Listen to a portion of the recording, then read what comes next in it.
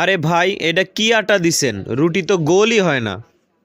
আরে ভাই, সমস্যা তো আটার না, সমস্যা আপনার বাড়িওয়ালির। বাড়িওয়ালি চেঞ্জ করেন। আরে ভাই, রুটি তো আমি বানাই। এই কে আসিস রে? ভাইরে আটাটা চেঞ্জ করে দে। ভাবি, আমার সোনা বউটা কই গেছে আপনি জানেন? ভাই, আমি আপনার জন্য দোয়া করি যাতে আপনার মতন স্বামী ঘরে ঘরে হয়। আপনার বউটা এই 6 মাস হলো মারা গেছে। আপনি এখনো আপনার বউকে খোঁজ করেন। আরে ভাবি, বারবার শুনলে কলিজাটা ঠান্ডা হয়ে যায়।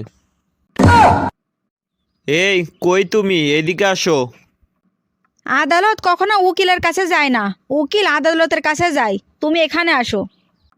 আচ্ছা ঠিক আছে, দরজাটা লাগাই দাও। এখন আবার তুমি কোথায় যাচ্ছ? আমি তো উকিল, এজন্য অন্য আদালতের কাছে যাচ্ছি।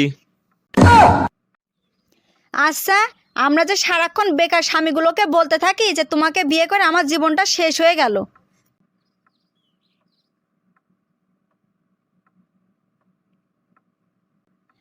পরে আমি একটা কথা ভাবি যে আমাদেরকে বিয়ে করে আমাদের বরগুলো কোন রাষ্ট্রপতির দায়িত্ব পেল।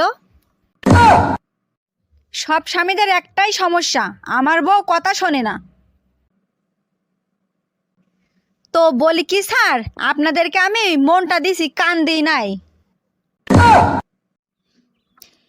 আজকে মসজিদে নাকি তোমাকে নিয়ে সবাই হাসাহাসি করছিল। হুজুর বলছে কে কে জান্নাতে যাবা হাত উঁচা করো। আমি হাত উঁচা করি নাই তো, এই জন্য। তা তুমি হাত উঁচু করিসাও না কেন? আমি গাধা নিয়ে সংসার করি। তুমিই তো বলছিলা মসজিদ থেকে সোজা বাসায় আসতে, অন্য কোথাও যেন না যাই।